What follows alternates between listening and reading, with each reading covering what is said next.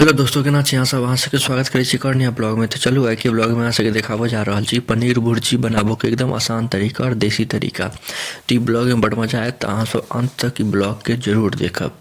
तो देखियो, सबसे पहले अहाँ सब मटर छील लेब। पनीर भुर्जी में मटरो देबै, एकदम देसी तरीका से बनेबै तो बहुत मजा आयत खाए में आ देखो में बड़ नीक लागत। सबसे पहले मटर छील लेब, एक बाद टमाटर काटि लेब 2 गो, ठीक छै। प्याज काटि लेब, लहसुन काटि लेब, धनिया पत्ता काटि लेब, ये सब काटि कऽ राखि लेब, ठीक छै। एते सामान सब। एकर बाद देखियो, आद, हरियर मिरचाइ 2 गो और लहसुन, अदरक, हरियर मिरचाइ, लहसुन के पेस्ट बना लेब बढ़िया सँ, ठीक। ओहिके बाद ई छेना छै, पनीर अपन घरे में दूध होइते छै गाय के, तो ओकरे छेना निकालि लेलिए, दूध के छेना। अगर पनीर है अहाँ सबके पास तो पनीर के बढ़िया से घसि लेब, नहीं छेना रहत दूध के फाड़ि के छेनो बना सकै छी। ओहिके बाद अहाँ लोहिया में अपन तेल दऽ देबै गरम हुअ लेल। तेल गरम भऽ जायत तो ओहिमे फिर छेना के बढ़िया से छानि लेब।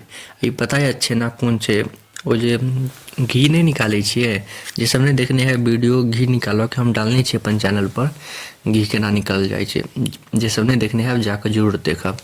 तो घी जे निकालै छै ओहिमे जे दूध बचल रहै छै ना, ओकरे ई छेना छै। तऽ कनी खटान टाइप के रहै छै, तकरा भूजि लै छियै ना तो खटान कनी हटि जाइ छै।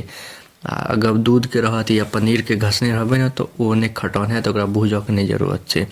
देखियो, एकरा भूज के फ्राई कऽ के निकालि लेलिए छेना के। आ फेर से कनी तेल कम लगलै तो फेर से तेल धऽ देलिए, ओ तेल निकालि लेलिए, कारी कारी भऽ गेल रहै।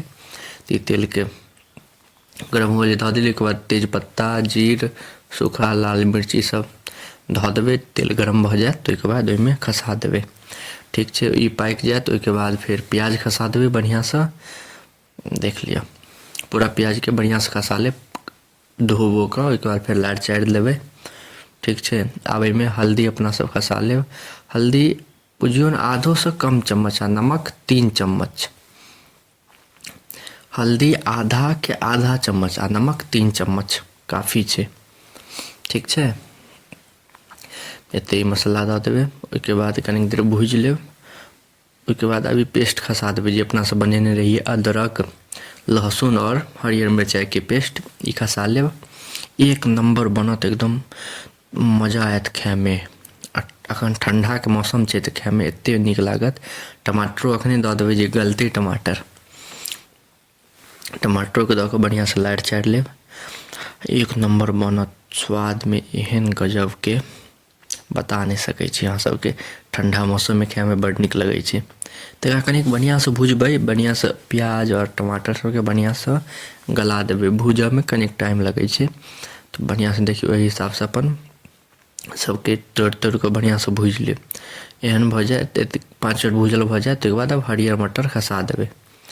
देखियो, हरियर मटर खसा कऽ फेर से लारि चारि लेब। ई एखन हरियर मटर 100 रुपए किलो छै। धनिया पाउडर 1 चम्मच दऽ देबै, काफ़ी छै। लालो मिर्च पाउडर 1 चम्मच काफ़ी छै।